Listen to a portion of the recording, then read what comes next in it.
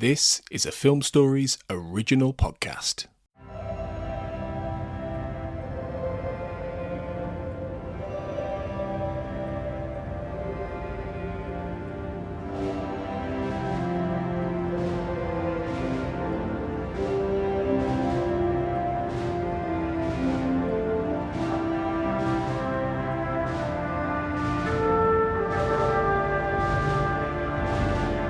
Stars. Folks, welcome to We Are Starfleet, a Star Trek podcast here on the Film Stories Podcast Network. I'm going to ask my co-hosts here to make sure I stay on brand with that and don't say the wrong thing, if you will. We are here talking Star Trek 3, The Search for More Money. The Search for Spock is the name of this film. So we're just going to jump right into it. It's a 40-year-old film, Ian. High-level thoughts, Star Trek 3, The Search for Spock. This movie came out in 1984 on the heels of The Wrath of Khan, critically lauded. Everybody loves it. You talk to people today, and they're like, The Wrath of Khan? It's my favorite movie. That's the best Star Trek movie there is. High-level thoughts, Ian. Go. Hit me with it. Yeah, I think this one has always existed in this sort of valley between the high esteem and general audience success of Star Trek's 2 and Star Trek's 4. This is the middle of this kind of weird unofficial trilogy within the original series Star Trek movies, and it's always been the one that was like it's pretty good. It certainly doesn't fall into, for me, both the first and the third Star Trek film don't fall into the stereotypical, refrain of, oh, the odd movies are bad. This is not a bad movie to me. This is a pretty good movie that could have been better. We'll talk about the ways in which we all probably feel it could have been better. I'm sure we all have different reasons for the ways that we feel, but I like this movie. I pop it on once in a while, certainly more frequently than some of the other Star Trek movies out there. Fair enough. Craig McKenzie, Ian says it's pretty good, could have been better. What are your thoughts on a high level, sir? Very similar. I do think it gets unfairly dragged into the odd number curse that exists within or at least the perception exists within the Star Trek movies. But this film has two of the most iconic moments in the franchise. So how can that be bad? Because it delivers on that. It's pretty good. I think it shows its budget limitations in places, and there are some fairly significant plot holes that we'll talk about as we dig in, but it's good. Okay. Ashley Thomas, Craig, and Ian both say it's good. Where are you sitting on this? Probably about where they are. I watched all of the first 6 Star Trek movies last summer as part of a way to fill time during a Star Trek hiatus. So I wrote a series on the first 6 films for Fangirlish. And so when I revisited Search for Spock, this was the first time I'd watched it, in probably like 6 or 7 years, and I'd only seen it once previously. So I think I enjoyed the character moments. I think Shatner's actually particularly good in this. I enjoy the music. I enjoy kind of the dynamic we get, like kind of the character work this does for Bones as well. I think that's really good. But I felt like I was watching like a higher level double episode of the original series versus a cinematic film. And it's not bad, but it doesn't have like the big cinematic quality that I get from the first 2 Star Trek films. Do you like pop culture and top 10 lists? If you do, then step inside the Den of 10. The Den of 10 is open every 2 weeks, where we count down top 10 lists on film, music, television, video games, and more. Join me, Sam Stokes, and an assortment of guests as we give our individual top 10 lists and then try to agree on a joint top 10. Listen on Spotify, Apple Podcasts, and all other major podcast providers, or find us on the Film Stories podcast network at filmstories.co.uk. We hope to see you soon in the Den of 10.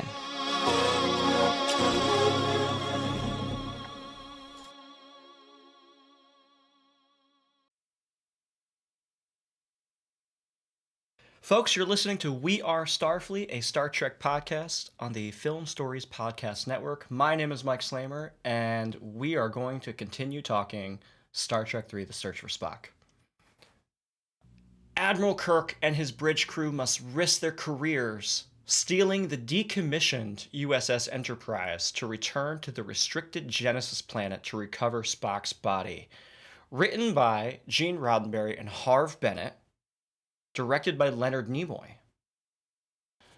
IMDb gives this 6.6 out of 10, which I feel is relatively fair when we consider the overall zeitgeist of film and where Star Trek 3 sits next to 2 and next to 4. Definitely agree with all of your comments about, the odd number getting kind of a bad rap.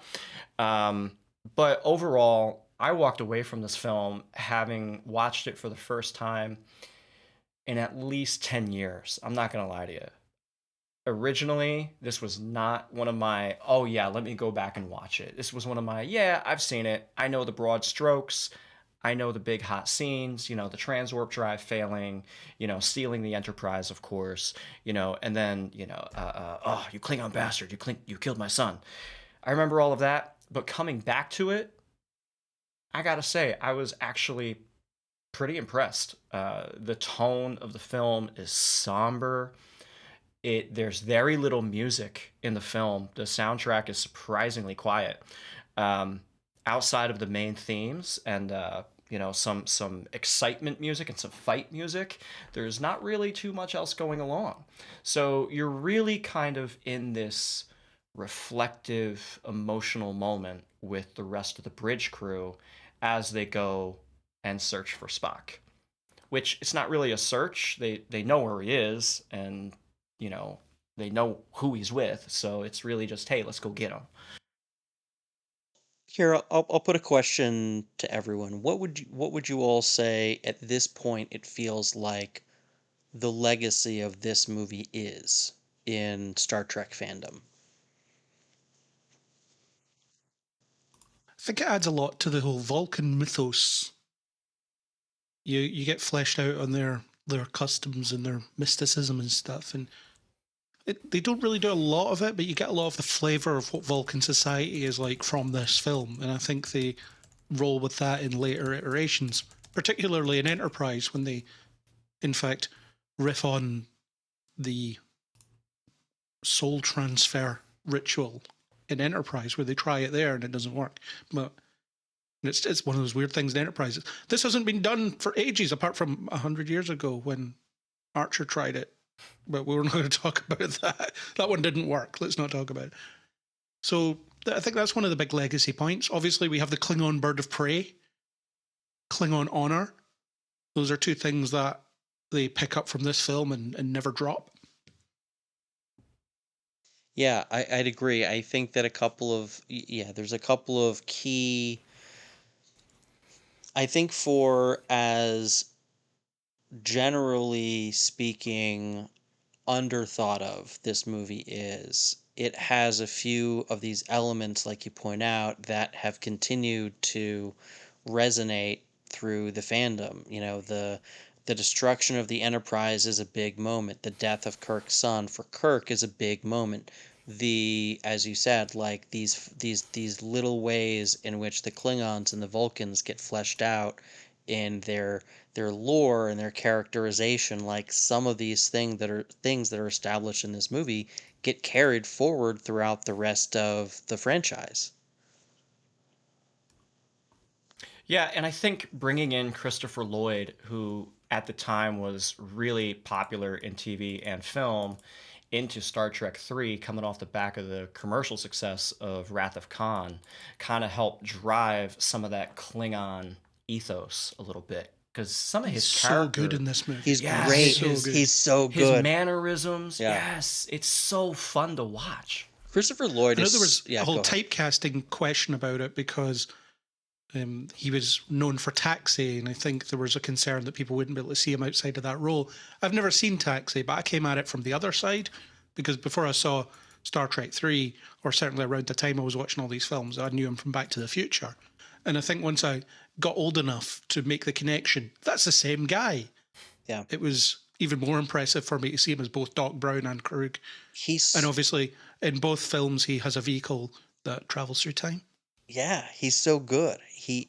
I've never seen Christopher Lloyd less than 110% committed to any role he's ever been in, no matter how strange. I mean, like Uncle Fester and like Judge Doom and like you said, Doc Brown and yeah, Cruise here. Like what a great character just out of nowhere on the like in the not like inconsiderable shadow of Ricardo Montalban's performance in Wrath of Khan, you've got this really solid Star Trek villain performance that feels like it establishes a lot of the tone of the Klingons, from here on out.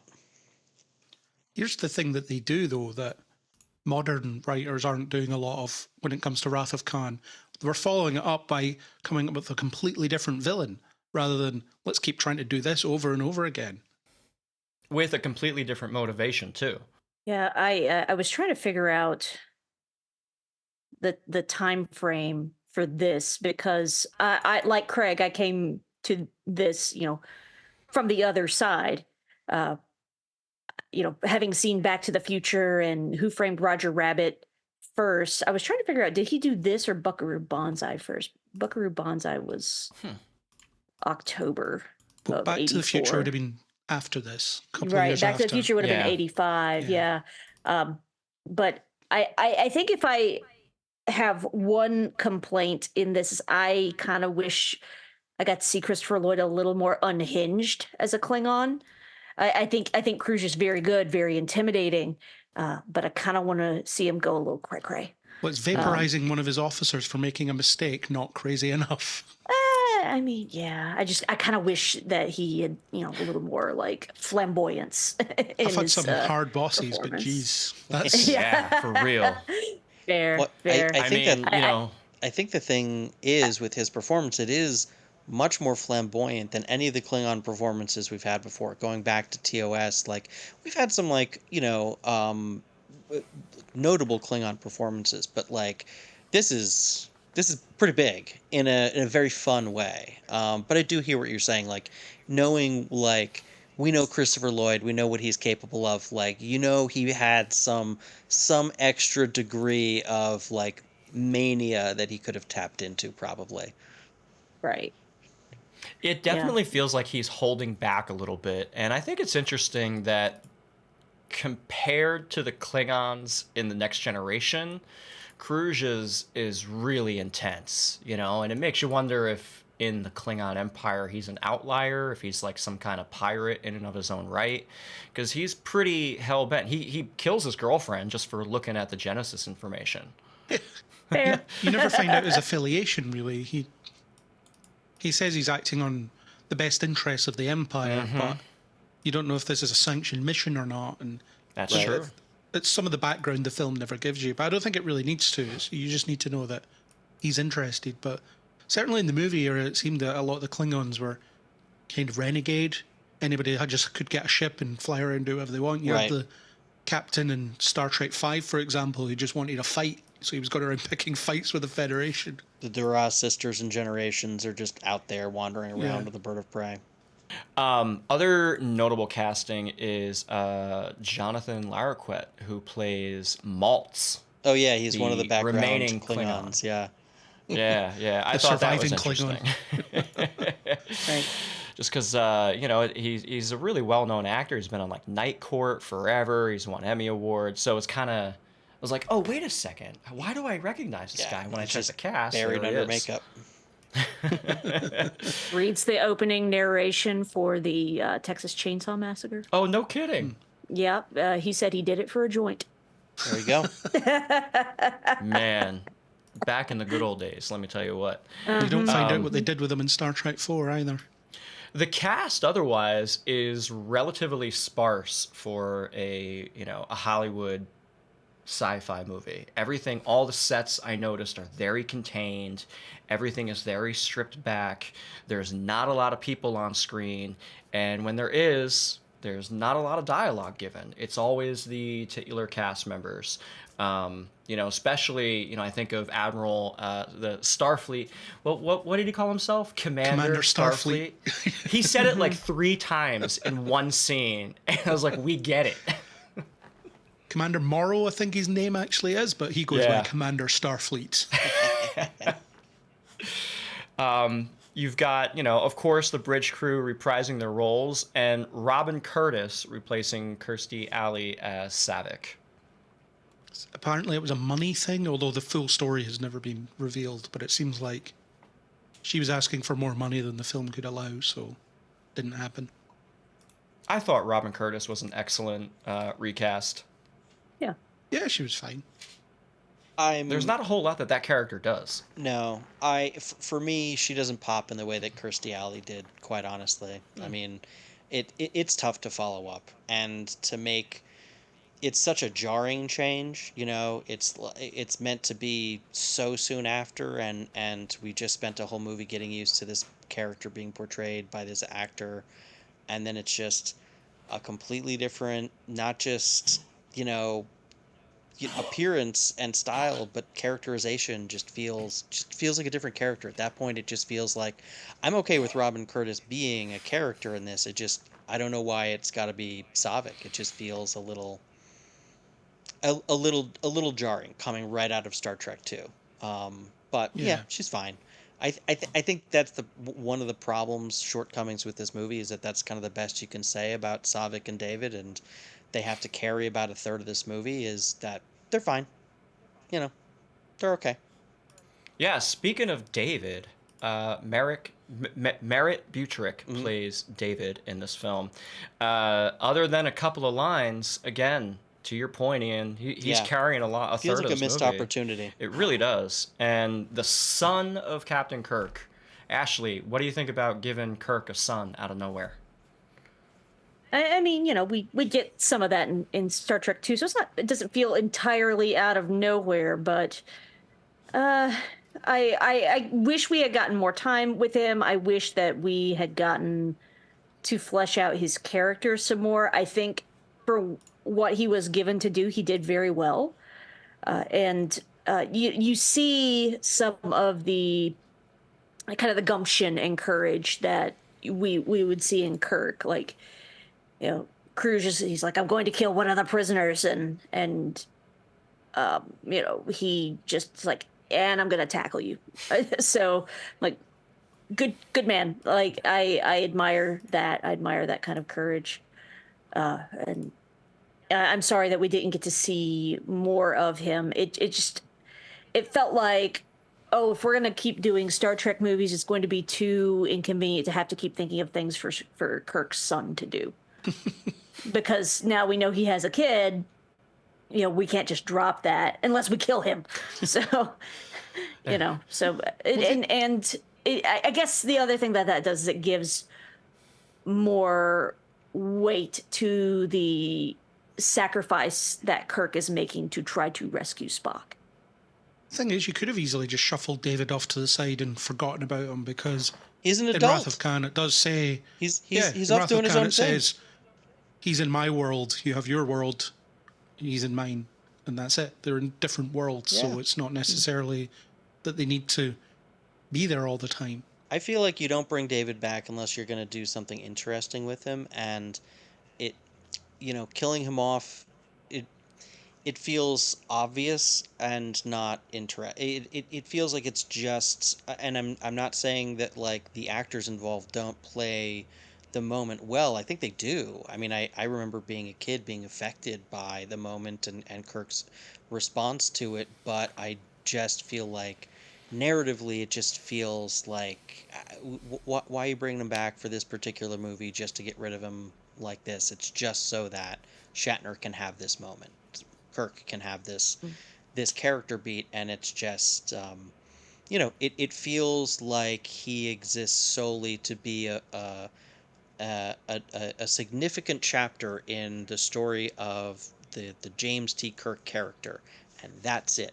On his own, he doesn't really exist as a person, as a character, with his own thoughts, feelings, and motivations. And unfortunately, I feel like that comes across. So I wish that they had found a more interesting use for the character in this film, and if they couldn't, that like maybe he didn't need to be in it. I don't know.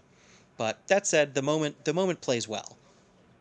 It's almost like they're stripping away all the responsibility and development that was added to these characters. So Kirk's an admiral, he's no longer a captain, that kind of stuff. So it's Right. we're getting him back to being a captain. Oh, look, he has a son, so he has to grow up and think about the fact that he's not a young man anymore. Let's off the son. Let's make him young again. Let's not even talk about David's mother again. Yeah. So Right. there's reclaimed youth in a way in these films, isn't there? You have between Wrath of Khan up to the end of Voyage Home, it's all about let's get Kirk back out there. Let's get him back what we want him to be doing. And well, then you try that in Star Trek V and it doesn't work, and then you get to Star Trek VI and we're back to no, these guys are old and it's time to step aside sort of idea. Yes. Yeah, a distinct lack of Carol Marcus was definitely noticeable in this film, considering how important the Genesis Project was to the Marcuses in general. I don't even think she gets Carol a name got some check, bad does news. she? The planet blew up and David's dead. Right. So Yep, no, not even a name check. Not even a name. Anyway, she's mentioned in his report. I mean, it slipped right. That must have gone like right over me. Also noticeably absent, even though she's here in the movie, is Nichelle Nichols as Uhura. She's the only one who doesn't go on the journey to the Genesis planet. Perhaps my biggest problem with the movie. I don't know what the situation was. I don't know if like Nichelle Nichols was just busy, only had time to do like a couple of shooting days or whatever. Now, I do think the one scene that she's in is really good. You get to see like, oh, Uhura's actually a big badass. Like she talks with, he's credited in the end credits as Mr. Adventure. Yep. Which I think is great. She corners Mr. Adventure, points a phaser at him and makes him, she's like, you're going to go in that closet. Yeah. And then, I mean, you've got to have somebody in the chair to help you like escape and get out of there. But I mean, we don't really get, we don't really get resolution on what's become of her until like Star Trek 4. I don't remember. Is she She's in the just last on the scene? planet. Yeah, in the she's end. on Vulcan. She just gets there okay. on her own somehow. We don't even get that story of like, did she have her own daring solo escape? Like, that's kind of cool. Maybe I would have rather seen that instead of David and Savick fucking around on the Genesis planet. She probably got a lift from Sarek. I guess. Yeah, that's probably what happens. But still, it's crazy that this main character, who one of the things I do want to give Nimoy credit for as a director in this film is that he does give at least one, like you mentioned, Uhura's one awesome scene. It seems like everyone was given at least one awesome scene or sequence or moment, something cool to do that was integral to some part of this story. Like, I think that was a noble aim that was achieved, but then to see her just get left behind like that, I'm like, I don't know, did you need Chekhov that badly? I mean, no offense to Chekhov. Chekhov doing her job as well. Obviously, but like, yeah, it just felt like, no, there's someone missing. This whole story, there's someone missing, and it's not Spock. We know where he is. We have an excuse for him. The whole time we're just wondering, like, wait, is she just staying behind? The answer is yes. Makes no sense. It must have been an availability I'm issue. guessing it had must to have be. been. It just seems bonkers to me that you would do that. I mean, If you couldn't get, yeah, I don't know. They could have found a more creative way to make sure they were all involved in the story if she was available. This also really pokes holes in the fan canon that Uhura and Spock have a romantic relationship, especially, if Spock dies, she shows the same sort of like, my friend died, not, oh my God, this man I've had this relationship with for 30 some odd years is gone. I need to go rescue him. So this movie definitely puts a big kibosh in that fan theory, if you will. Who else was missing from this film? Anybody?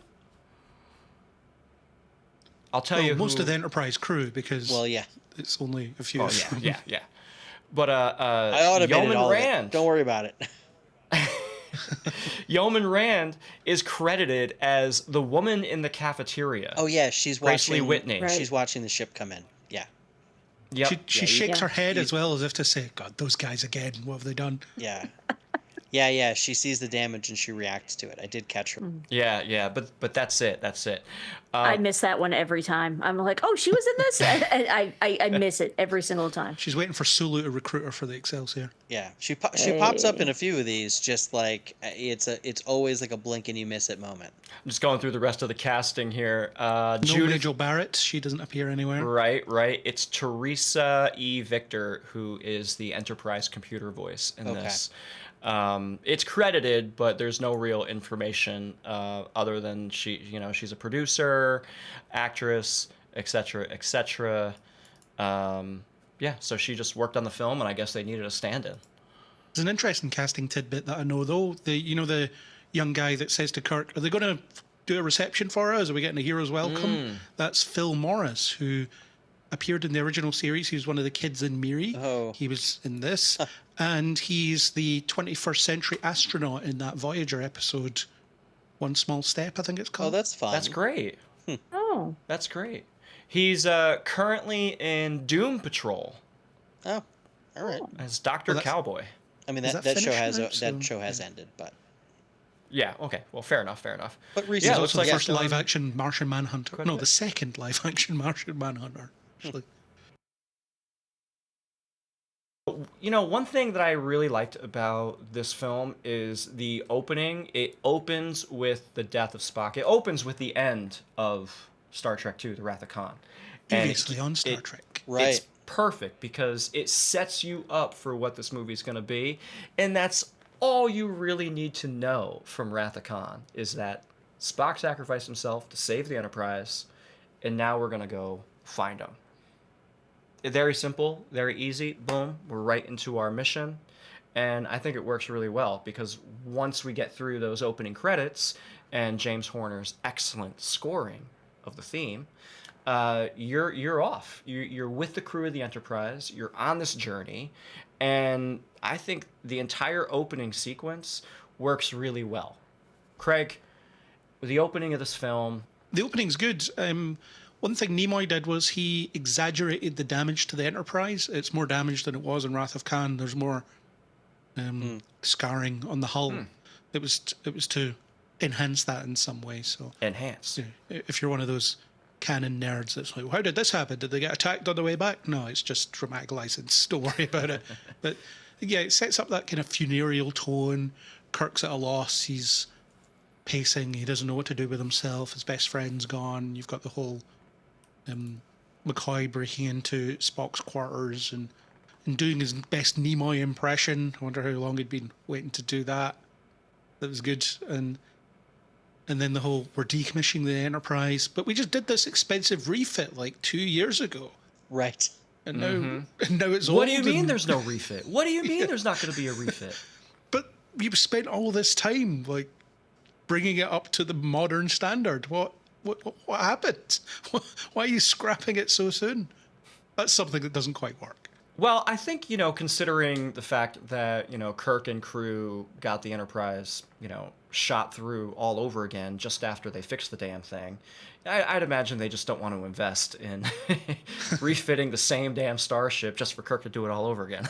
I think it's Meyer's conception in Wrath of Khan that the Enterprise is an old ship that's used for training. So it's it's kind of on its last legs anyway. It's been pushed to the back. So I think Meyer basically ignores the motion picture and pretends it doesn't happen and only uses it for its stock footage that was perfectly fine to use. My read on it was also that I know that we all have like memory alpha to give us the exact star dates of all these fucking movies, but like when Star Trek 2 first came out, like in my mind, like admittedly I was a kid, but I just like took it as like, well, time has passed. Like we're like Star Trek, like the motion picture happened like who knows how many years before, and now at this point in the story of Star Trek 2, like it's an old ship towards the end of its life and it's used for training missions, and that's it. You can track it through actor ages, though, really, to see how long it's been. Well, sure. That's actually a good point. The more gray hair Shatner gets, right? But some of them age pretty dramatically in between some of these movies. Poor Jimmy Doohan gets quite a bit grayer, quite a bit larger as these go on. Ashley, David Marcus and Lieutenant Savick are on the USS Grissom reporting to the insufferable Captain Esteban, who... what a guy, man. I would not like. There's a scene where they first open up and they're on the bridge, and he commands Helm to stationary orbit around the planet Genesis, and you see the navigator, the face. They're just like, ugh, okay. The Grissom's a dumb design, though. How do they get around? The saucer's not attached to the... Oh, yeah, it's the Oberth vessel. But this is kind of where we get the impression that the Genesis planet is a marvel of science. It needs to be studied here, Ashley. But there's also controversy around it. Commander Starfleet doesn't want Kirk to go back to the Genesis planet because it's a controversy. Meanwhile, the Grissom is there studying it, and this kind of sets up the framing for the movie.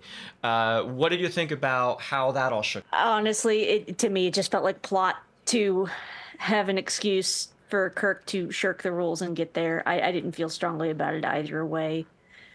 Fair enough. Sometimes it's like that. Yeah. It just, for me, I just took it all in as it came to me. I was looking to see who played Esteban. That was Philip R. Allen, who was not in anything that I have actually seen. Other than he did a lot of TV spinoffs of movies I've seen, like The Bad News Bears and the TV spinoff for 9 to 5.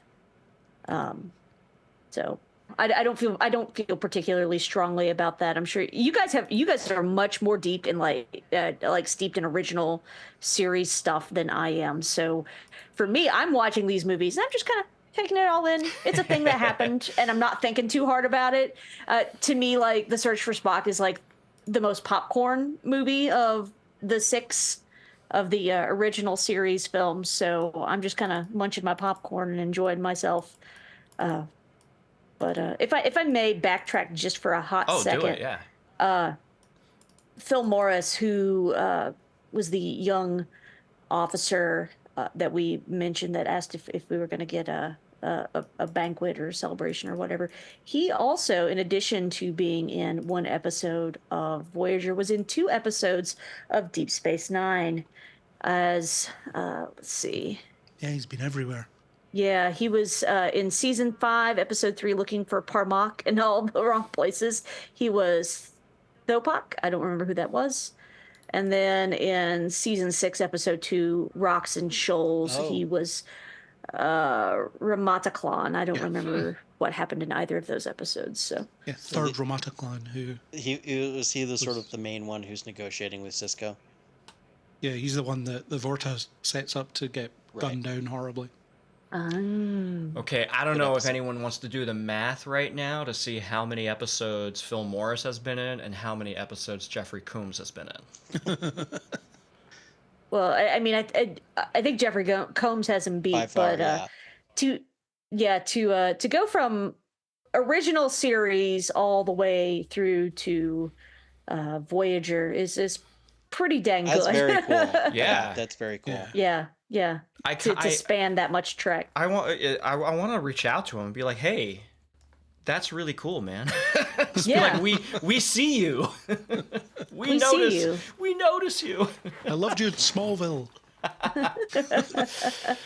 Anyway, sorry to derail conversation, but I would love to hear if you guys feel more strongly about that than I do.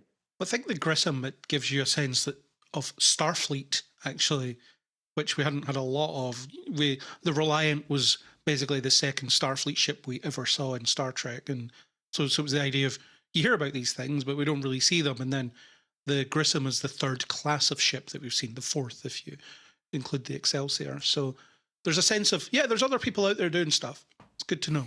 And it's a specific science-based vessel, and in classic sci-fi look, they just made it completely impractical to get around on. How do you get to engineering from the bridge? Yeah. I've seen a lot of people trying to make sense of the design, and they're like, well, there's a turbo lift in the aft section, and it's there anyway. What I thought was super interesting about them going to the planet and checking it out, and then Starfleet commander just saying, oh, you can't go, there's a big controversy, is also Cruise is trying to get that information about the Genesis planet, the Genesis weapon, to do something with it in the interest of the Empire. Bad guy things. That's really what it comes down to. And this kind of set up a little bit more of this, to me anyway, as I'm watching it again for the first time after so many years. Like, other people are talking about it. Other people are talking about, in the Star Trek universe, the fact that a planet has just been created. And that's kind of a big deal. And this movie doesn't ever really touch on that. Like, we don't have Kirk walking past a Federation news network, blurb about this planet suddenly cropping up. This is all done just through the dialogue. And, I wonder if, you put that modern spin on it, that you would have something like that, you would have more of a conversation about why it's so controversial to play God. I think one thing it does is there's a real sense that Starfleet couldn't get a handle on this quickly enough. The news is out there, the information is out there, and they never bothered to try and classify it in the first place, because I guess no one was taking the project all that seriously. They say in Wrath of Khan that they waited till everyone was on leave to do this. It was clearly something that nobody cared about. It wasn't a priority for anybody, so no one was watching it that closely. Now suddenly we have a planet crop up out of thin air. We have to classify this. Nobody could find out about it, but the genie's out of the bottle. Everybody knows. You can't put that back in. So it's Starfleet are dealing with the fact that, we probably should have been paying attention to this research before this point. Well, I think the research itself was pretty tightly classified, wasn't it? I mean, doesn't the... It's just that nobody cared. It was a low budget project. Sure. But in terms of the actual information about it, I mean, I don't remember the details in Wrath of Khan now well enough, but I thought the presentation itself was a sort of you have to be a high-ranking Starfleet officer just to be able to watch it. It seemed like that information was presented like it was a pretty closely guarded secret, even if it wasn't a very high priority budget-wise for Starfleet. I don't know. Yeah, Fair. I just thought it was something that just Kirk has to ask for the information. Sure. It's not that... Totally. It's... Yeah. I feel like they just didn't bother to classify it because no one took it seriously. Well, also consider that the Genesis information package that Cruise gets a hold of is basically actual communications from Wrath of Khan talking about how dangerous this weapon is, and log reports, which, in today's day and age of cybersecurity, that's leaked intel. How did they get a hold of that? Why aren't these Starfleet communications encrypted in the way that they should be? Yeah, well, Starfleet security has never been all that competent, has it? Well, they got cool hats. How many times has it been someone who's never been on this ship before has managed to steal a shuttle from our shuttle bay and prevented us from locking the doors? Exactly. These aren't the best cybersecurity people. I was gonna say, I'm also amazed how often people can just steal starships. How many times has Kirk done it now? The original series crew, they're pros at this Spock's point. done So it. Data did it later on. yeah, It's just it happens. What are you gonna do? It yeah. happens. Apparently they're pretty easy to drive. So I don't know. Apparently, Yeah, so I much of the guess crew so. is redundant. Like Scotty can just automate the whole thing, and it's fine. It's fine. It runs fine. Well, to be fair, the automation was somewhat limited, No, wasn't it it? definitely was limiting. I mean, there were definitely things that went wrong that he couldn't easily fix because there was no one to go fix it where it was, where Yeah. the problem was. It was obviously not the way you should operate a starship. But it was just funny to think about this like whole massive starship that has all this crew. Like, you can automate it like pretty well and be okay. The bird of prey, when it arrives at the Genesis planet, like boom, takes out the Grissom like it's nothing. And I gotta A lucky say, shot, sir. I gotta say, like when we see birds of prey later on, there's like the power levels are so inconsistent in Star Trek across the franchises. Like the bird of prey here, boom, one shot can take out the Oberth class vessel. Does that mean that the Oberth class vessel is a really weak starship? And if that's the case, why are we putting science team members on that thing? And the other flip side is is the bird of prey just that genuinely powerful? I think the Oberth wouldn't be all that powerful. They're not. It's not designed for combat. It's designed to scan planets. Yeah, so it's just a science wouldn't- ship. Yeah. Yeah. And the only reason the Bird of Prey is a match for the Enterprise is because the Enterprise is far from at its best. Yeah. Definitely. Hasn't been repaired or has barely been repaired and is flying with a skeleton crew and a lot of janky automation. Easy task for Cruise to capture Marcus and Savick on the planet, along with Baby Spock. Let's talk about Baby Spock a little bit. I mean, it's a cool idea. A planet that's, a planet that's birthed from this life-giving technology, brings him back to life, connects him to the planet. So it's a good idea. It's one of those things where it's building on an idea that they had in the second film without really knowing that they were going to do it. It's a bit like we'll have the Bird of Prey and we can use that to travel in time in the fourth film, and we have a cloaking device and stuff. It's kind of, we didn't plan this, but it's worked out pretty well. Yeah. I mean, you don't really get the sense that the whole Genesis planet was being set up as the way of bringing Spock back. I mean, it really does feel like they kind of organically were like, all right, I mean, he's on the planet, like we can just bring him back this way, right? That's where one of the plot holes comes in, though.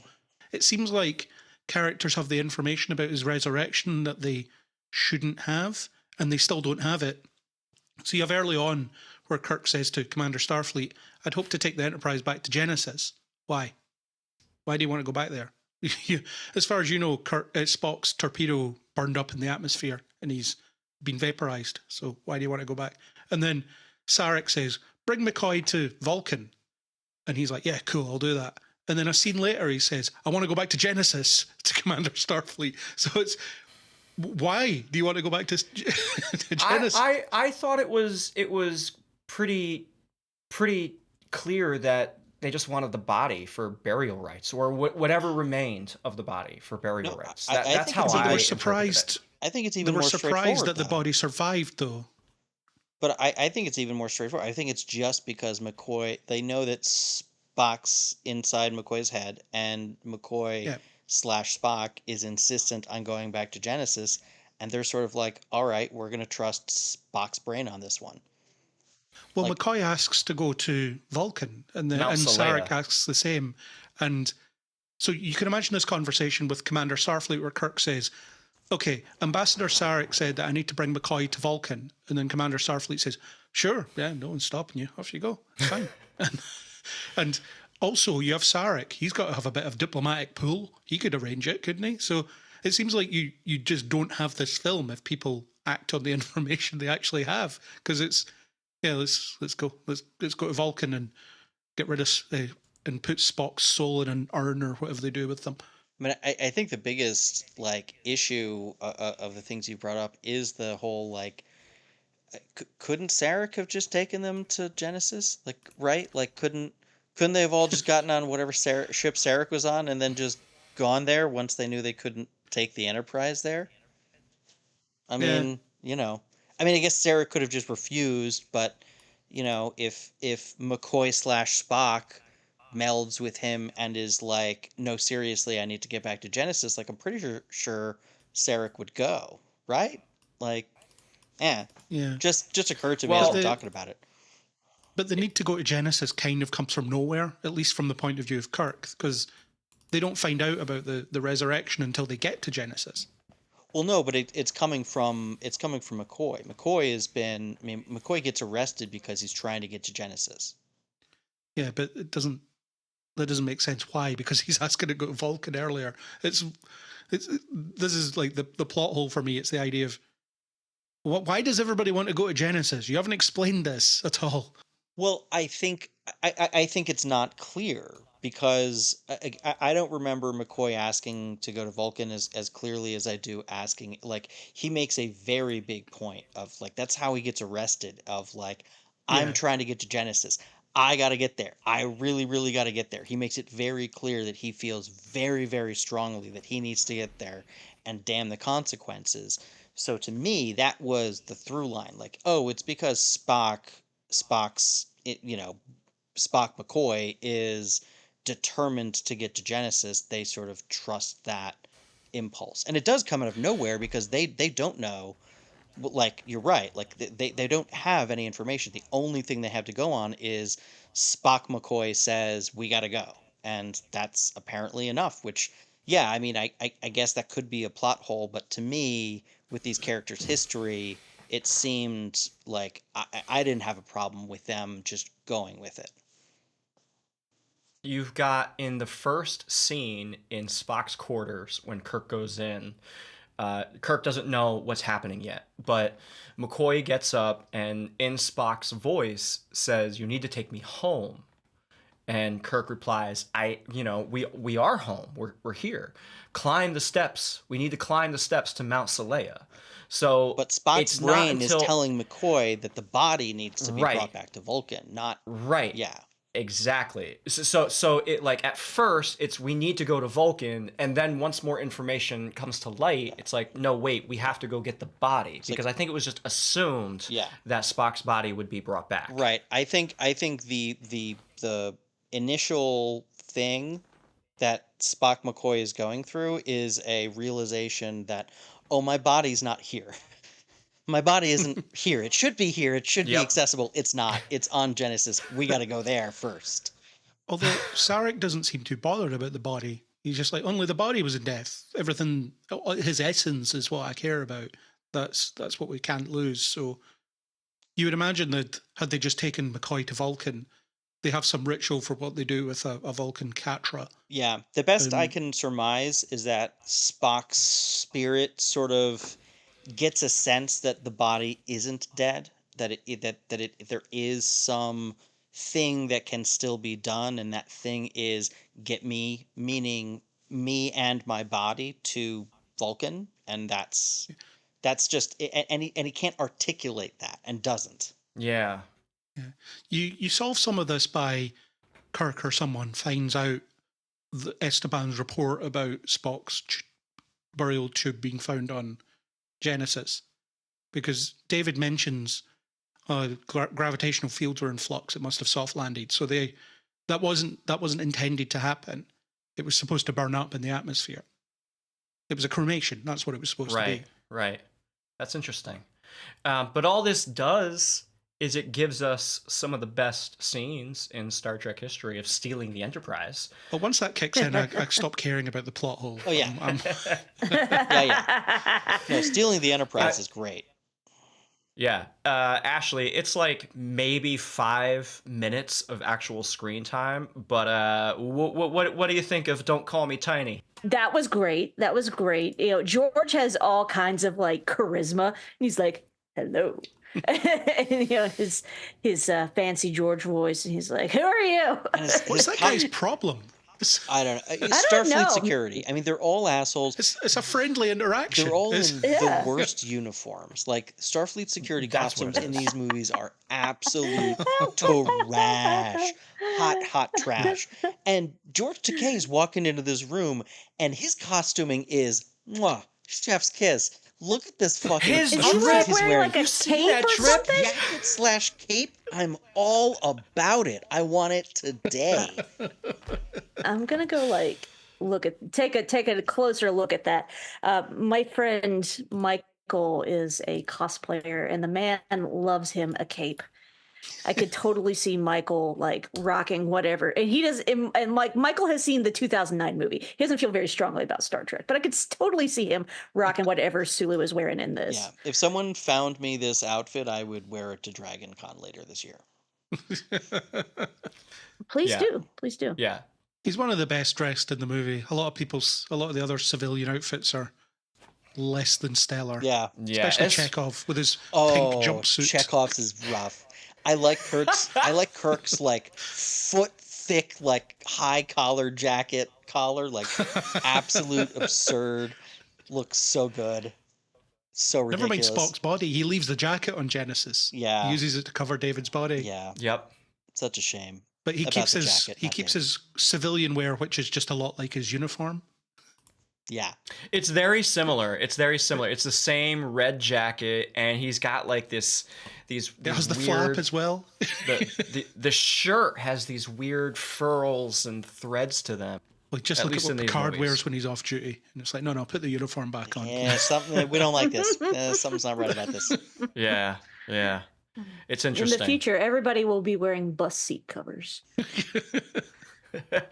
I think McCoy's outfit is pretty practical. It's basically McCoy's Like- look is always good in these movies. His Yeah. styling, his costume, Yeah. like that man Urban had cowboy. yeah, that man had it going on. yep. The scene is great. You get a little bit of also Space Dock is freaking cool too. Like we get full Starbase 1. Remind me, have we seen Space Dock 1 on screen to this degree before? No, it was a different starbase in Motion Picture and Wrath of Khan. It was just the same footage. Is this the first initial canon version of Space Dock 1? Yeah, the model was built for this movie. Yeah. That's pretty cool. I actually didn't know that. Yeah. And then they composite the Enterprise D into it in the TNG episode 11001001 or whatever it's called. Yeah, I like it. It's been used a So- few times. It's a classic. I like it. Yeah. So when they composite the Enterprise D into it, that must mean the space dock is proportionally bigger compared to how Right, much bigger the Enterprise D right. is. Yeah. So D's like how much bigger than the Constitution class? Like twice as large at least, right? It's big. At least. It's yeah. way more. Yeah. It's way more than that. I think I don't know. I don't know the relative size, Yeah. but the D's huge. Yeah. That's what she said.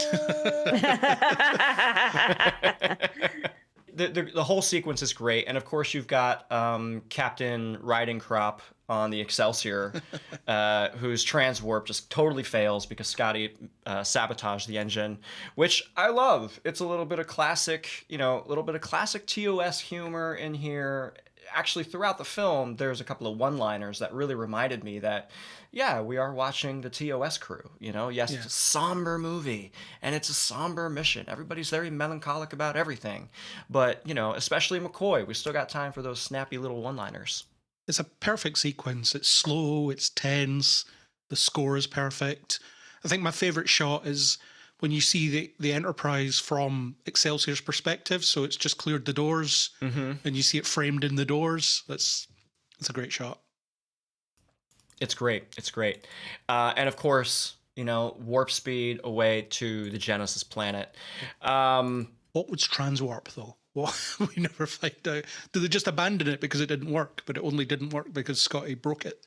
I can't remember what the canon the canon explanation of it is. It's something along the lines of it wouldn't have worked anyway, or it doesn't work. It's not sustainable in some way. There's some technical reason why it didn't work out, and it was a dead end. Or maybe it's just warp 9 or whatever. Maybe that's all Right. it is. Well, I don't know if you guys remember, but there was this whole kind of sub niche little community of Trek fans who are trying to like figure out the warp scale between TNG and TOS. And some of the headcanon that a lot of folks have come up with is that the Transwarp project actually made more efficient engines and warp fields and warp field geometry. I just saw Ashley yawn. I get it. I was like, woo, look at that. Just went right over my head at warp 9. But that's why ships are so much faster in the 24th century, is because of this. But yeah, we get to Genesis, you know, everything there kind of unfolds. It's really... The movie just kind of, as soon as Kirk and crew get to Genesis, the movie is just picks up, and we're in the end game at that point. There's a little bit of tension between the Bird of Prey and the Enterprise, but ultimately the Klingons beam over to the Enterprise. And Craig, this was really cool. We got a self-destruct sequence. We do, but one last thing I wanted to point out about the stealing the Enterprise sequence. I love it where Captain Styles says, Kirk, you do this, you'll never sit in the captain's chair again, as Kirk sits in the captain's chair. It's just a perfectly timed moment. It's a real screw you to Styles. He doesn't even speak to him as well, so I'm not even talking to you. The self-destruct, it's cool, although it's set for 60 seconds, but it actually takes 1 minute 41 seconds. I timed it to blow up. And then there's cuts that suggest that wandering around took a bit longer. I always thought like a minute doesn't seem long enough for all of this to happen, because the Klingons have to find their way to the bridge. I'm assuming the transporter room isn't just down the hall from the bridge. So, yeah, because there's a sign on one of the doors that says B, so it suggests they're on B deck. The bridge would be an A deck, I'm guessing. And that's nerdy nitpick stuff. But yeah, it takes 1 minute 41 seconds for a 60-second self-destruct. I just love that you timed it. That's like I was curious. That's a very Craig thing to do. It's a bit cinema sins, I know. I mean, you can kind of feel it in the movie. It is one of those sequences where you can kind of feel like this wasn't a minute. Yeah. Yeah. Especially when you know how big the Enterprise is, or you have an idea of how big the Enterprise is. One thing that happened that I was actually pretty surprised at is how quickly and kind of efficiently David is actually killed on the surface of the planet. As soon as they're all captured, you got that standoff with Kruge up in orbit. Kruge says, if you don't, if you don't give me what I want, then I'm going to execute one of the hostages. And to tell you that I'm serious, I'm going to kill one of them right now. And that's when David steps in to save Lieutenant Savick and ultimately gets killed himself. And the scene works because there's technically two expendables there, isn't there? Because you're not going to kill Spock, because this whole film's about bringing him back. And we don't really know what's going to happen with Savick or David, so either of them could go. But Ashley, Shatner gets his a really great acting moment, in my opinion. Yeah, and to be fair, I'm not the biggest Shatner fan, but I think he's very good in this movie, and that dramatic moment there when he finds out that his son has been killed, like he actually falls back, which, for a man who had met him one movie ago, I mean, and it's implied that Kirk knew he existed, but he and Carol agreed that it was best that if he weren't involved with David for whatever reason that I possibly can't fathom, but that's, it's neither here nor there. He obviously cares, and Shatner does a really good job of showing, the emotional gravitas of that sequence.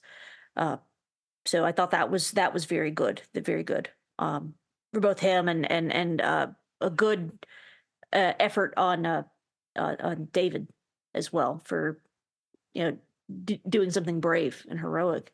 Is that the start of the trend of swearing in Star Trek movies? I think it might be. Well, he said what? He says, you Klingon bastards.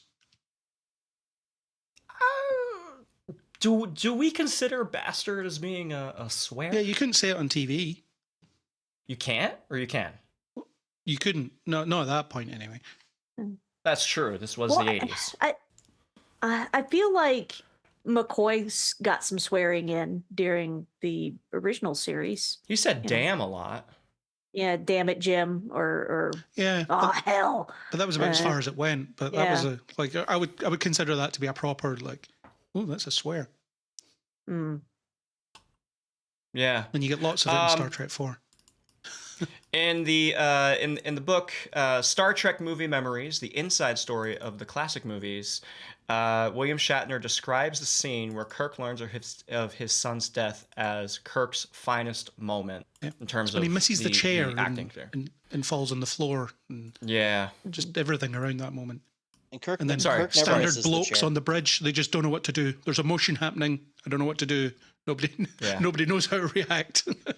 Sorry, the actual full quote is Kirk's finest celluloid moment ever. Okay. And celluloid is a transparent flammable plastic made from sheets, formerly Know used in what cinematography celluloid film. is. Thank you so much. Let's see. We know we are the all over young 25 here. Yes, the young folks in the audience may or may not. No pixels. Yeah. But yeah, fun little tidbit there. At that point, obviously, you know, the Enterprise, it blows up, and Ian, you and I are big Starship fans. You know, we've watched this ship as kids. We went to the motion picture, the re-release, and we watched the 20 minutes of added footage. You know, we watched it go through hell and get battered to come home in Star Trek II Wrath of Khan. And now, Captain Kirk, Admiral Kirk, excuse me, lets her go.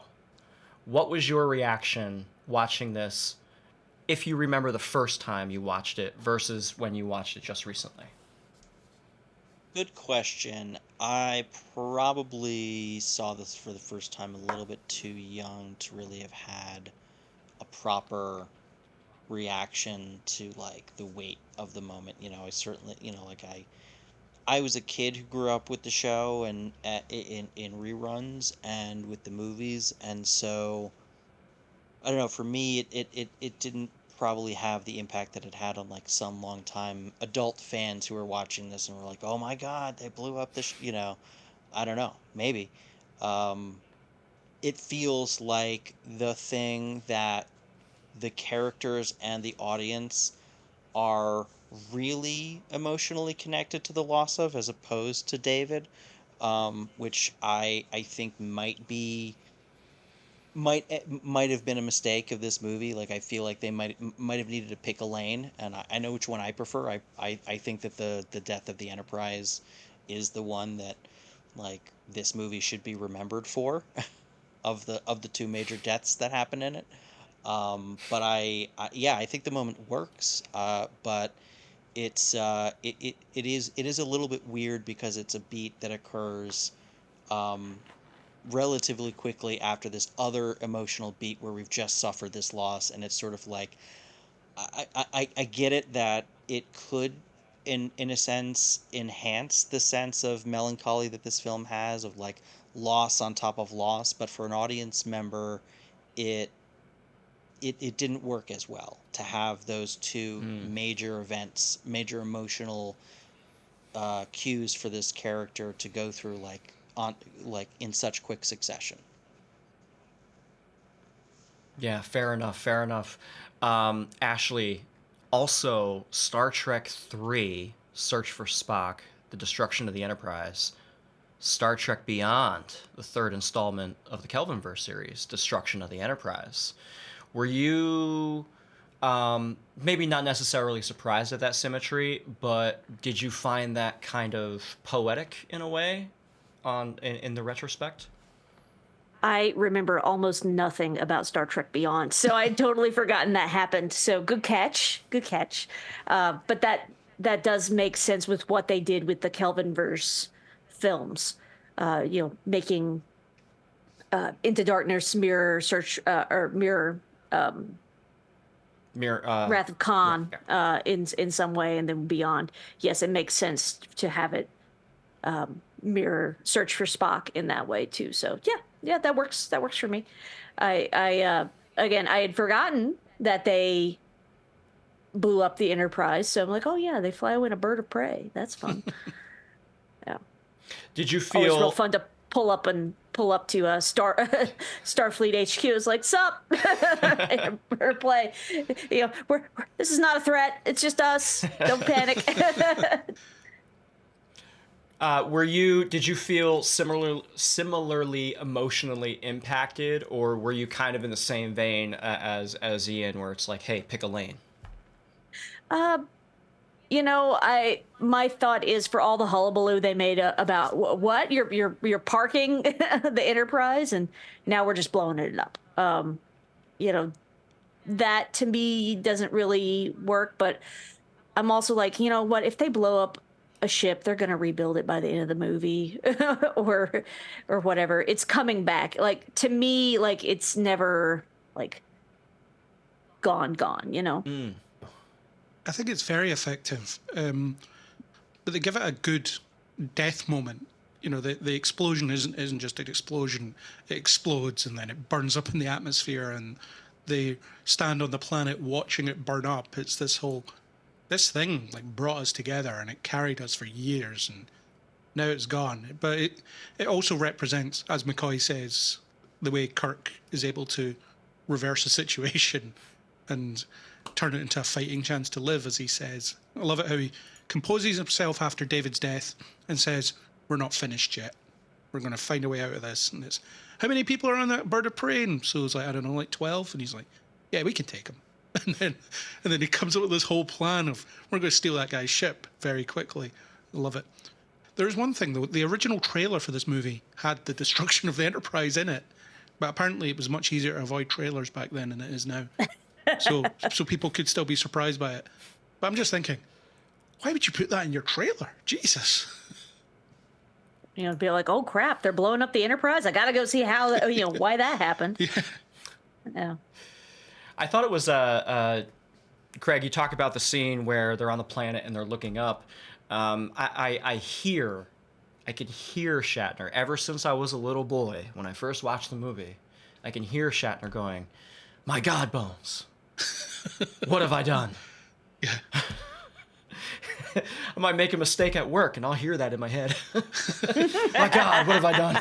And Scotty's just sitting there thinking, how many hours did I spend repairing that stupid thing? And look at it now. You do get to see Scotty's face, and it's he's pretty bewildered about the whole thing. Like, I can't believe I'm going along with this. Yeah. But I gotta say, like, in Relics, he says, this is the only one I think of, the only one I miss. Yeah. And it's a good point, especially in that episode, to go back to the original Enterprise, because it did truly carry all of them for so long. It's easy to kind of forget as TV watchers, and movie watchers, that the set itself ultimately becomes part of the overall fit and finish of the world that we're in. And that's why I think a lot of people feel get so personal when there's a reimagining of a particular ship that they've grown up with for so many years. Promising the secret of Genesis, Kirk lures Kruge to the planet. Yes, as the planet disintegrates, Kirk and Kruge engage in hand-to-hand combat, and Kirk emerges victorious after kicking him off a cliff. I gotta say, the final fight sequence was so anticlimactic to me. Like, you could see Shatner's stunt double doing his best. Especially with the kick to the chest and doing the flip Shatner over. You mean Shatner didn't do that backflip himself? That's classic, though, isn't it? We all know that Shatner's stunt double looks nothing like him. It's fine. I agree. It had that kind of, like, you're right. It is not a fight scene for anyone's highlight reel when it comes to choreography or anything like that. But, like, look, it did have that very classic TOS, Kirk double-fisted fight with the villain, and it's fine. I think the final line, like, as a kid, that's the one that always stuck in my head. The, like, I have had enough of you. Kicks him into the lava lake or whatever. That as a kid, like, I loved imagining like on the playground that I was like Captain Kirk kicking Kruge into the lava at that moment. I And would it's been love to have parodied so seen many Baby times. Ian do that. The South Park movie, for example, when Satan throws Saddam into hell. Lots of people fall into lava lakes. That's like a sci-fi trope. It is. Yeah, It is but a bit of one. Yeah. also the Yeah. sci-fi trope of people are able to stand within a few feet of lava rather than just catching fire and dying. It's very cold lava, apparently. We Until don't you believe hit in it. radiant heat here. There's no radiant heat on a Genesis We don't planet. believe in none of your liberal radiant heat nonsense. I found the verbal jousting more interesting, though, the way that they were matching wits. I think that Krug is an interesting match for Kirk because they're both experienced and intelligent commanders. Yeah. So they, you feel that threat, whereas like Kirk can't trick him because Krug is as good as he is. And it's things like, you should take the Vulcan too. No. Why? Because you wish it. Yes. But there's even like that respect when it's like, give me a minute to inform my crew. It's like, I give 2 minutes for you and your gallant crew. So, your Krug he's straight down the middle. He'll tell you how it is. Yeah. He won't deceive you. That reminds me. There's a great line when Kirk is on the planet and he's talking to Kruge via the communicator, and Kruge is pissed because he blew up the Enterprise and whatnot. Kirk goes, "C'est la vie." There's an old Earth saying, "C'est la vie," which is obviously French for "it is what it is," or whatever the correct translation is. But then later on, during that scene, Craig, Kirk asks why. "I don't want to do it because you asked. That's just the way it is." Yeah, we'll both die here, then that's the way it shall be.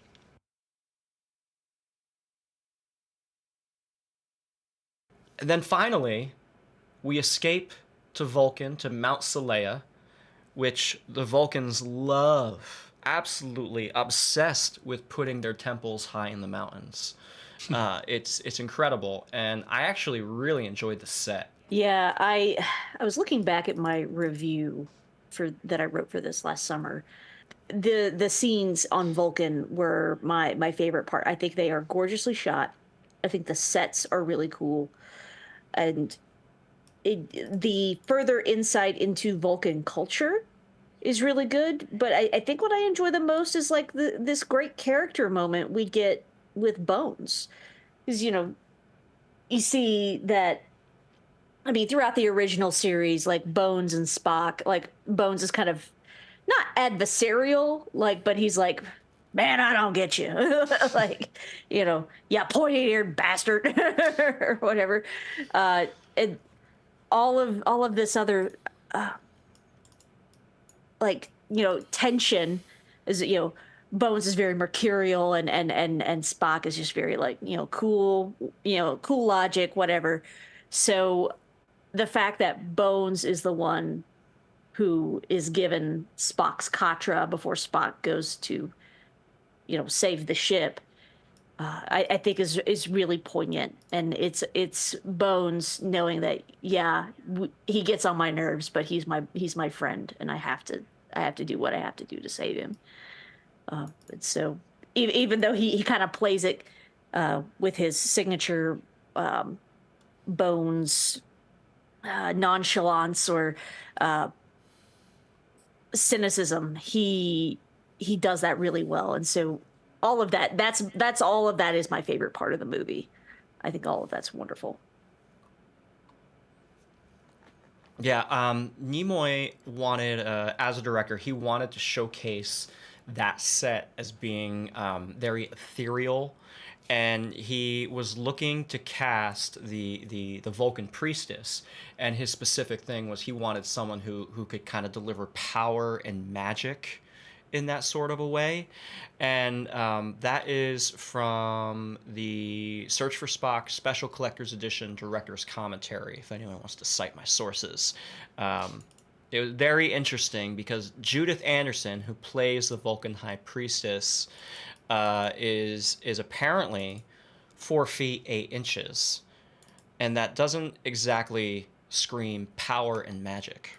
But I will say that the costume design, the set pieces, everything really was like, okay, this is really neat. You know, this is something that we haven't really seen before, especially in Star Trek. You know, the Vulcan canon at that point, what we've seen has been very limited. So it really kind of added quite a bit to the lore.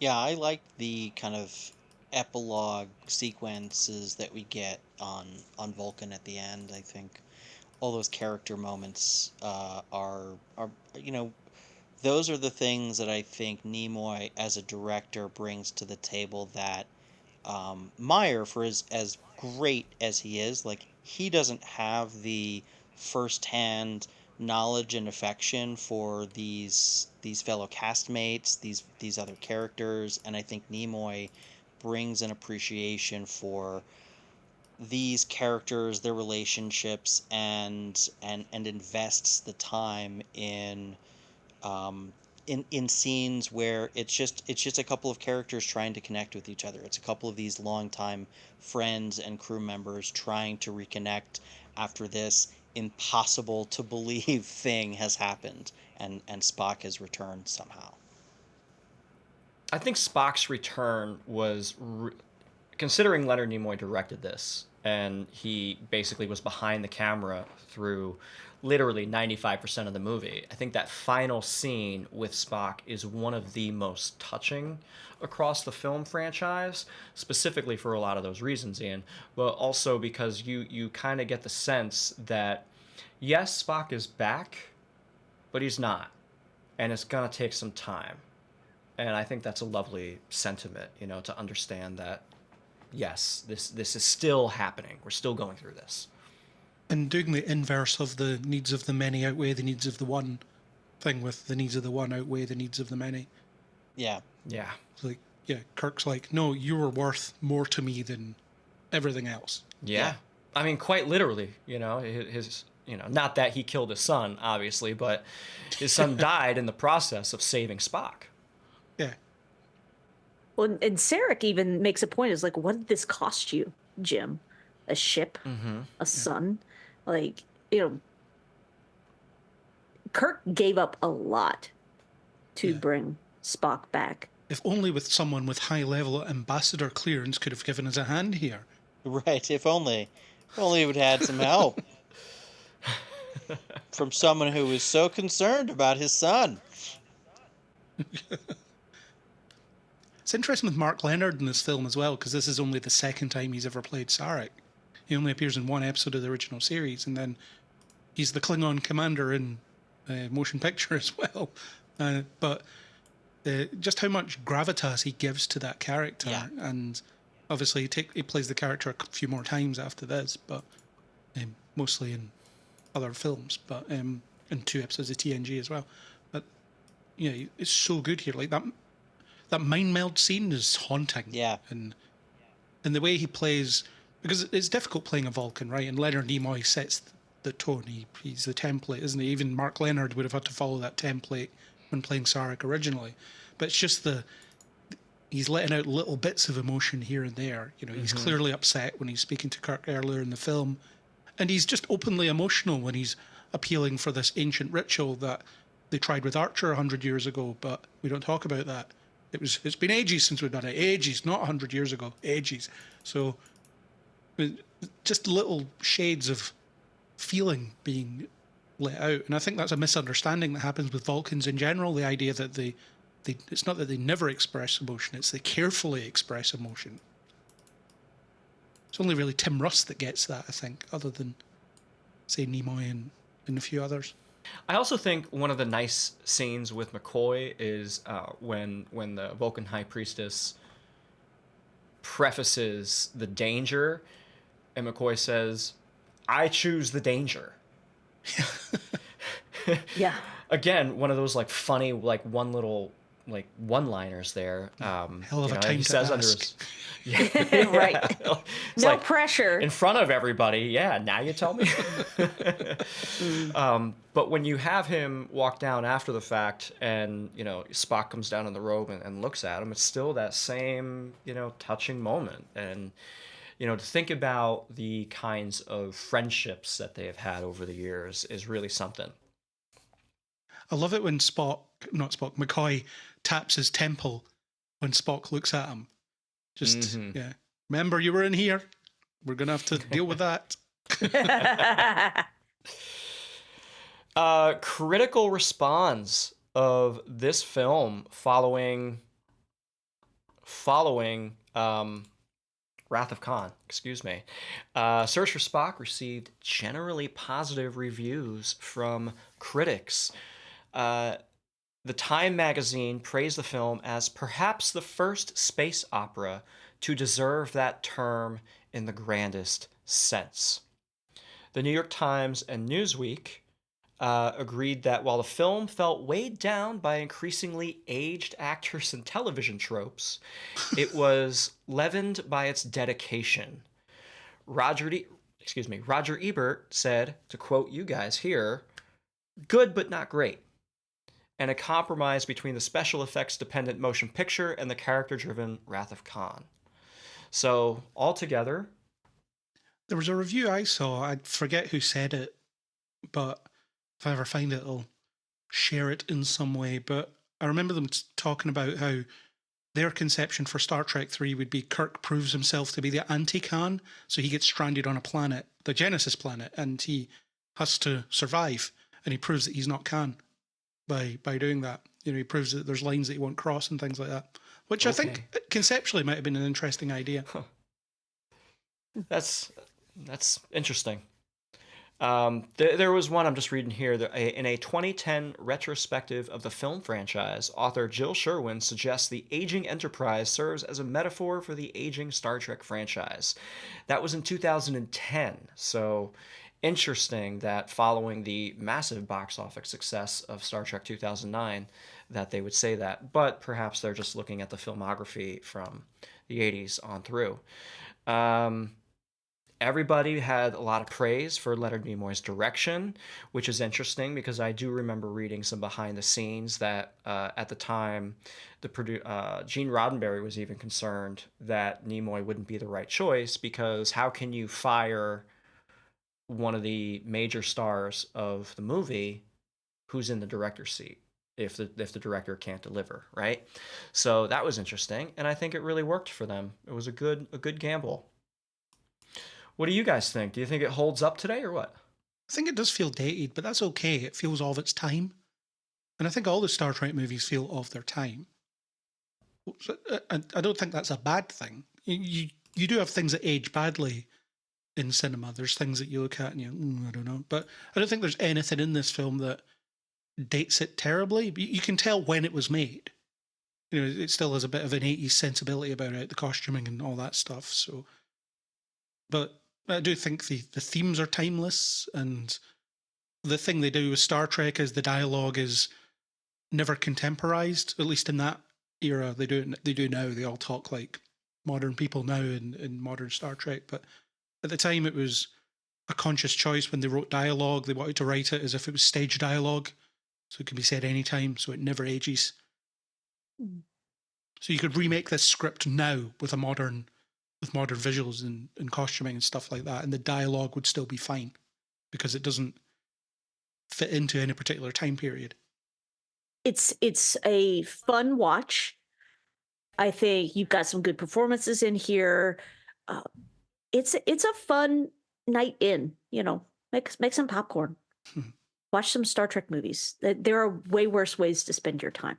This is like a fun sci-fi film which has some stakes, but you don't have it's not like going to be an emotional gut punch, or not a big one anyway. And I don't mean to undercut anything that is an emotional gut punch in this film, but I feel like I could just watch this and not think about life for a minute. And I think that has some value. That definitely has value. Yeah, it's pretty good. I think it suffers from a few flaws, which we highlighted. I think that it also suffers a little bit just from where it sits in the chronology of the Star Trek motion pictures. I mean, Star Trek 2 is an all-time classic, and Star Trek 4 was the most financially successful Star Trek movie until 2009.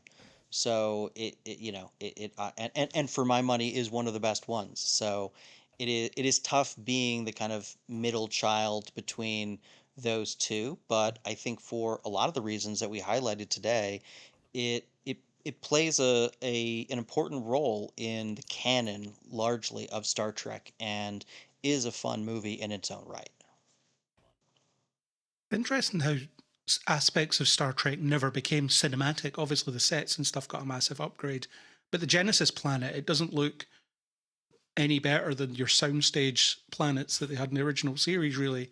It takes them a long time to get to the whole, we have a film budget now, let's go somewhere and film. They don't really do that until, well, the next one doesn't really count because they're saving money by filming in Los Angeles. Sure. Or San Francisco. I don't know San where it is they were Francisco, filming. Yeah. But anyway, which is in Los Angeles, isn't it? So What? I don't know geography. No, I don't they're know. very far Cut that apart. out. Yeah. Anyway, but they don't really do any location shooting until Generations, really, and even then, it's still the California desert. Stick with what you know, right? Yeah, it does feel a little stage bound, and look, the budgets are what they are. They had to pay every member of the cast to come back for every one of these movies. Their quotes did not get smaller as time went on, and they had to they had to pay like the stars that they wanted to bring in as like guest stars, like Kirstie Alley. Like if they couldn't offer them like more than they were paying like Shatner, then like they'd fucking walk. So you had a lot of the budget taken up by the cast and not a ton left over for the rest. The motion pictures of the original series movies, the motion pictures really the only one where like they put a lot of budget on the big screen, and the rest are a lot more frugal. Even though the effects work and the stuff like stands up pretty well, you can tell that these budgets got a lot more modest as time went on. And what's interesting is that was in direct response to the budget of the motion picture, which did not receive the same commercial success. So it was a tough one to keep getting these movies made.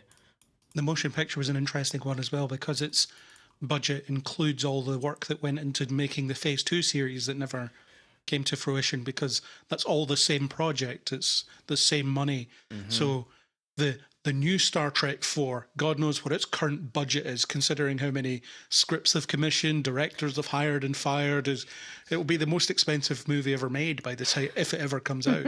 Yeah, add it all up. No kidding. Yeah. Mm-hmm. Did we miss anything during our conversation? Ashley, was there anything burning? I don't think so. I think one thing that I will mention, I do own vinyl copies of the scores for the first 4 Star Trek films. Nice. And I legitimately really enjoy the score for Search for Spock. It is a bit more understated than some of the previous musical cues, but I think it is still very, very good. So props to the late, great James Horner on that one. And the only reason he was brought on for Wrath of Khan is because he was young and cheap. Yep. Yes, this was one of his earlier works before he, became a big name, and definitely one of the icons of Star Trek movie music. Yeah, did a good job. I love the Wrath of Khan score. Yeah, and now that you mention it, Ashley, I'm just going through some notes here, and James Horner scored a specifically percussive and atonal theme for the Klingons, which is represented every time Cruz is on screen. And that carries through the entire franchise, I feel like. Yes. Now, do I remember correctly? Jerry Goldsmith did the first film. He did, correct? yeah. Yeah. It feels Okay. in keeping with the Jerry Goldsmith Klingon theme as well. Yes, but it's different enough to where I notice, like, wait a minute, this isn't Jerry Goldsmith's Yeah. Klingon theme, and I like both. I wish people would play with the James Horner Klingon theme a little more, because I mean, Lord knows everything in Picard was, just the greatest hits of Jerry Goldsmith and James Horner, but Nami Melamod in the season 1 of Prodigy, she played with the Klingon battle theme. And I would love to hear her play with the Klingon theme in this film. She's really good at paying homage to things while also making it her own. That's really interesting. Yeah. Prodigy's got great music too. It really does. It really does. We need to get Nami on the show. Can we do that? Absolutely, Can we do that? That'd be great. I will. Yeah. I will fangirl super hard. Let's get all the interviews for that show on We Are Starfleet. Let's be very clear. Definitely. Well, I mean, she does the score for Strange New Worlds. Perfect. Yeah. So, No, we gotta get Yeah. Perfect. Yeah, we got to get Nami on. So, Craig, you're going to bring on the Hageman brothers to talk here with us Yep. here. Ian, Yes. any last thoughts? Anything we missed that you got to talk to us about? on No, we've been very thorough. I think we did an excellent job. You're welcome, everybody. this? Craig, final word to you. 2 things. Scotty giving up his secret for how he's a miracle worker. Right. Buffer time. Yep. Buffer time. Multiplies his repair estimates by a factor of 4. Yeah. And last note was on the score, funnily enough. It was when they transfer their flag to the Klingon Bird of Prey, you get the James Horner riff on the original series theme music. And, it's like, Yes. yeah, we're triumphant. We've succeeded. We're back in the game. I just love well, you said the somber tone, but it's the shift into more triumph for that moment. It's great. Yeah, James Horner's amazing, and he goes on to do so many great scores, such as Titanic. The Amazing Spider-Man, the first one, he did that score. That was one of his last ones. The only other note that I have is the character of Spock in this movie is played by a total of seven different actors. At the ages of 9, 13, 17, and 25. You had 4 different child actors for those roles. You had Frank Welker providing Spock's screams, and then Steve Blaylock doubled for Nimoy. So that makes a total of 7 actors in one movie portraying one character. Wow. I thought that was pretty cool. Oh yeah, that's one thing we didn't mention, that Savick and Spock totally did it. Yeah. I'd say that's certainly the implication. The It's implication. more than an implication. I don't know. It definitely, it's not very obvious. Like, did he go through Ponfar on the planet, Yeah. or did the rapidly aging part of it kind of like? No, I think know. I think the finger stuff was the. I think that was a pretty firm implication of the finger stuff. There's the long-held theory, it's never confirmed on screen, that Savick stays put in Star Trek 4 because she's pregnant. Oh, I have heard that theory before. So we could have another Spock family member crop up in modern Star Trek at some point. Perfect. No one will complain about that. Yep, nobody's mad about that. You're Spock's son or daughter, who knows? Well, I mean, can we get Frank Welker back just to scream at Is he various still- points? Is he still alive?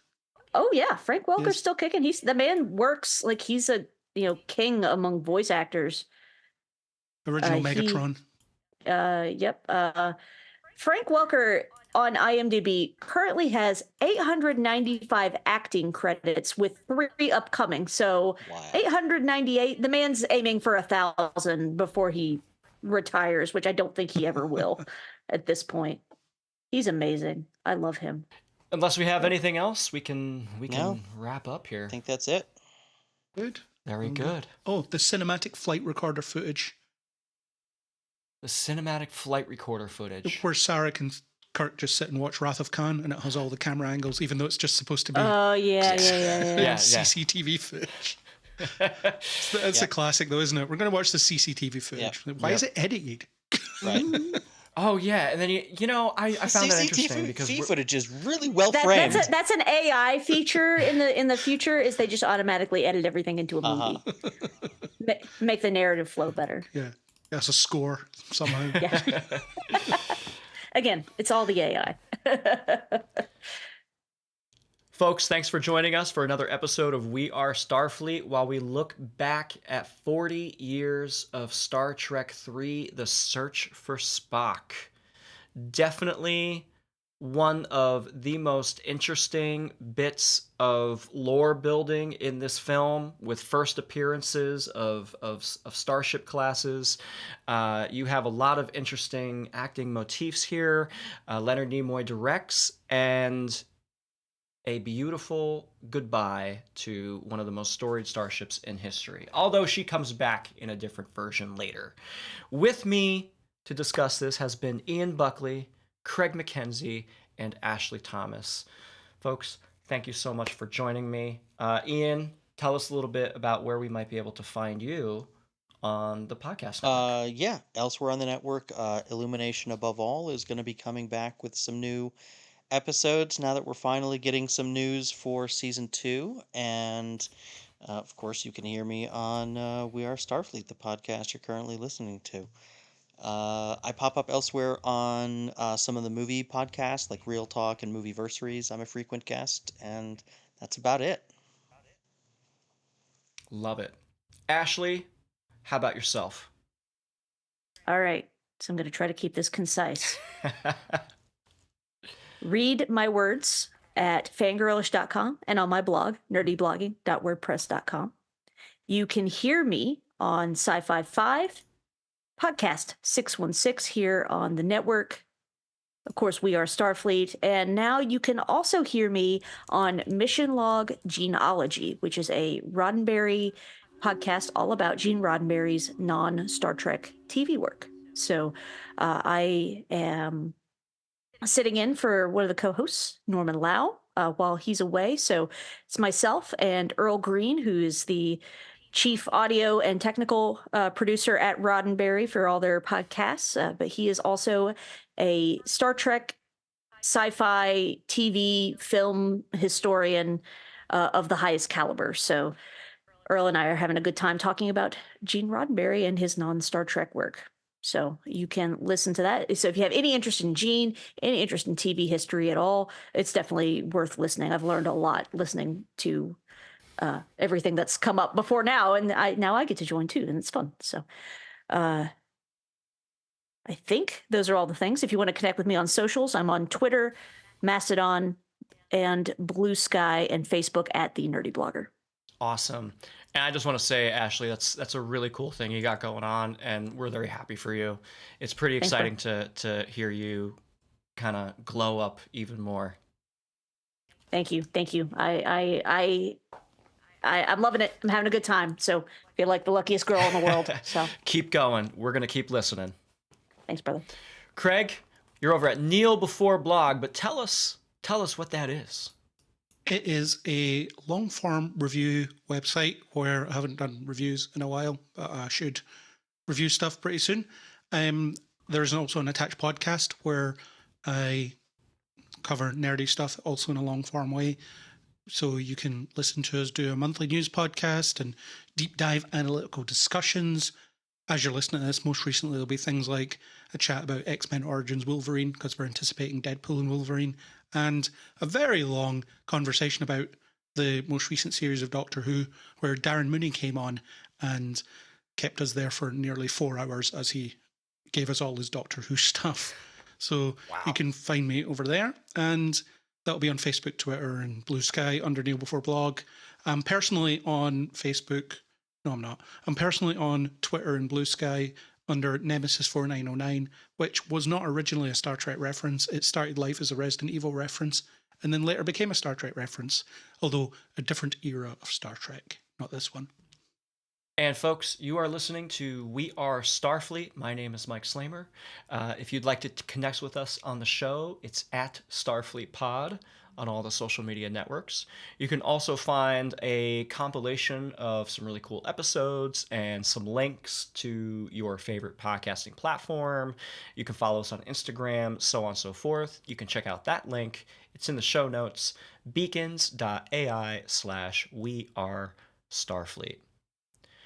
And thank you all for listening to us here on the Film Stories Podcast Network.